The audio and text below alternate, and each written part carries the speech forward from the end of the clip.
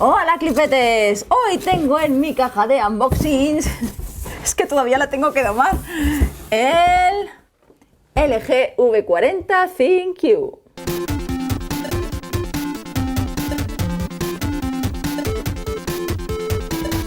Pues aquí tenemos por fin el LG V40 ThinQ, que es como el día de la marmota. Se presentó hace 4 meses y se vuelve otra vez a presentar.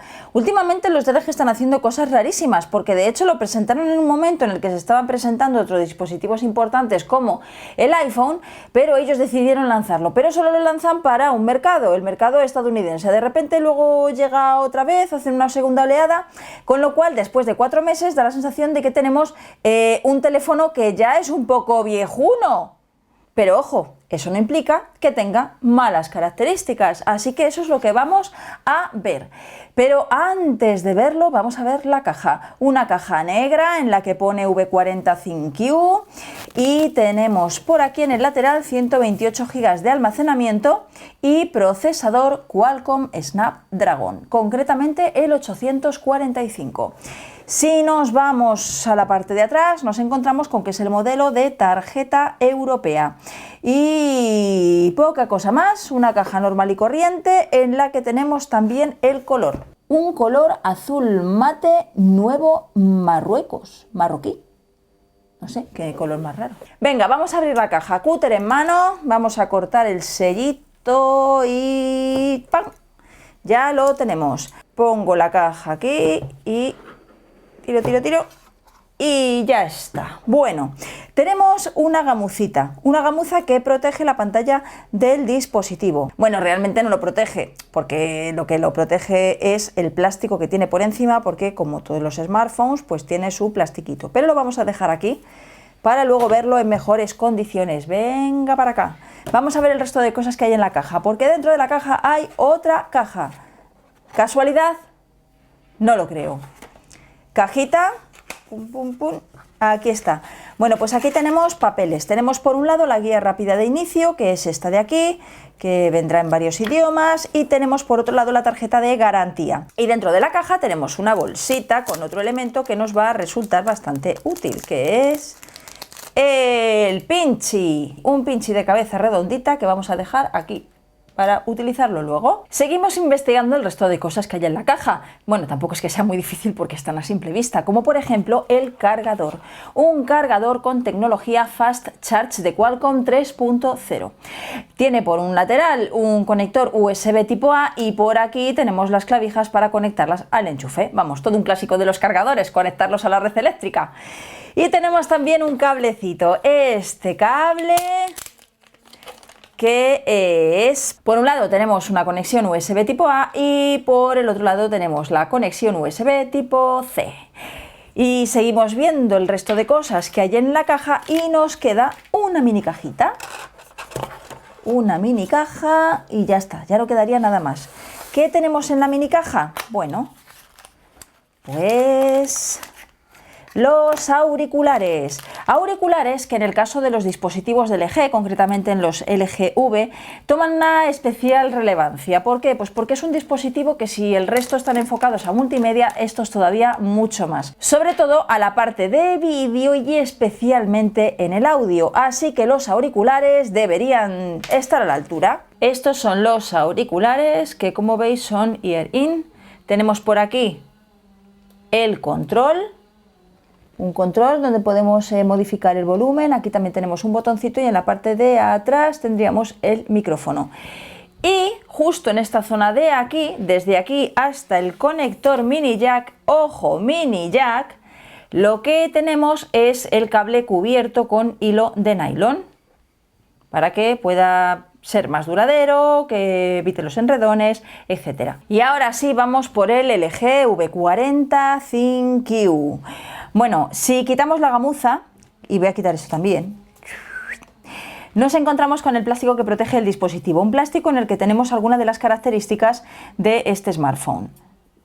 Por la parte de atrás, pues no tenemos nada, tenemos los emails y vamos a quitar el plastiquito para ver el smartphone en condiciones. Bueno, ya sabéis que LG ha mejorado muchísimo el diseño en sus smartphones en las últimas generaciones, especialmente en las V. Y este pues no podía ser de otra manera que un smartphone pues muy bonito.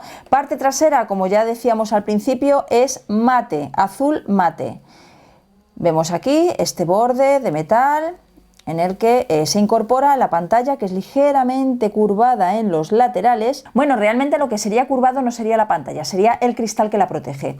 Voy a encender el dispositivo, voy a encender este V40 para que podáis verlo mejor.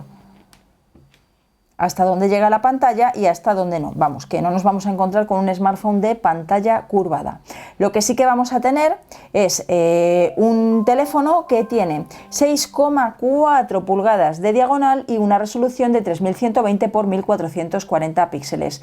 Es una pantalla OLED. ¿Veis hasta dónde llega la pantalla?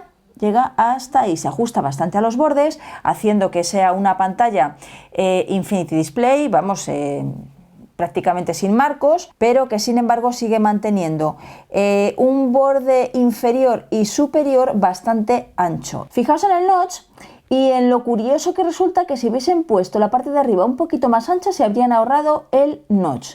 Esto lo más probable suponemos que sea para poder seguir manteniendo una experiencia de audio potente, porque este smartphone apuesta todo a la parte audiovisual, como decía, pero no solo a la parte de audio, sino también a la parte de cámaras. ¿Por qué? Pues porque una de las cosas que hacen especiales a este LG V40 es sin duda alguna sus 5 cámaras. Vale, no es el primer smartphone con 5 cámaras, no, porque de hecho la 9 tiene 4 detrás, tiene una frontal. Lo que pasa es que, bueno, quizás una de ellas podría decir que no es una cámara porque no tiene función fotográfica, bueno, en fin. Pero el caso es que este LG V40 ThinQ tiene 2 cámaras por delante, una cámara de 5 megapíxeles que sería angular y otra cámara con un sensor de 8 megapíxeles. Cada una de estas cámaras tiene diferentes funciones. Una pues para hacerte un selfie a ti solo y otra cuando quieres hacer un selfie en grupo o quieres mayor amplitud en la fotografía en la que estás porque quieras sacar de fondo pues el paisaje. Y luego por otro lado tenemos en esta parte de aquí, voy a quitar esta pegatina que no me gusta nada, tenemos las otras 3 cámaras. 3 cámaras que es, por un lado, una cámara con un sensor de 12 megapíxeles, una cámara con un objetivo estándar, otra cámara que cuenta también con un sensor de 12 megapíxeles que sería el objetivo tele, y tenemos una tercera cámara que sería una cámara con un sensor de 16 megapíxeles que sería súper gran angular. De hecho, LG fue pionera en incorporar una cámara ultra gran angular en sus smartphones y ahora que el resto de los fabricantes están empezando a incorporarla porque es una cámara que mola, y ya lo dijimos nosotros la primera vez que la probamos, que también fuimos pioneros en eso. Bueno, otras muchas cosas también, pero no voy a decir muchas cosas más. Bueno, el caso es que ellos ahora están apostando por el tele, cuando es algo que el resto de los fabricantes ya tenían. Entonces ahora lo que tienen son las 3 cámaras que os comentaba. Otro detalle interesante es que la cámara estándar, que tiene un sensor de 12 megapíxeles como decía y una cobertura de 78 grados, tiene un objetivo con una luminosidad f1.5 y ahora mismo no recuerdo si hay algún otro smartphone que sea tan luminoso, que tenga el objetivo tan luminoso. Tendría que pensarlo, pero bueno, más o menos están en el f1.7, sería la media de los smartphones de gama alta.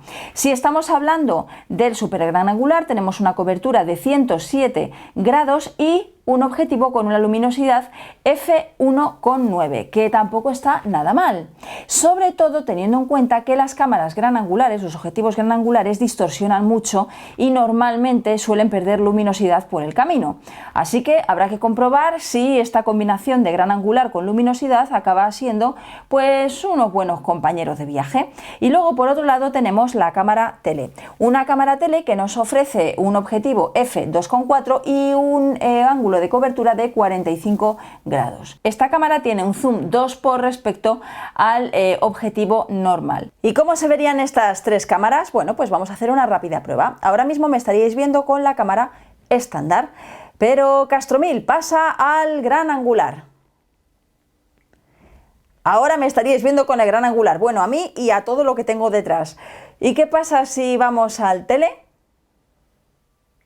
Esta soy yo con el objetivo tele.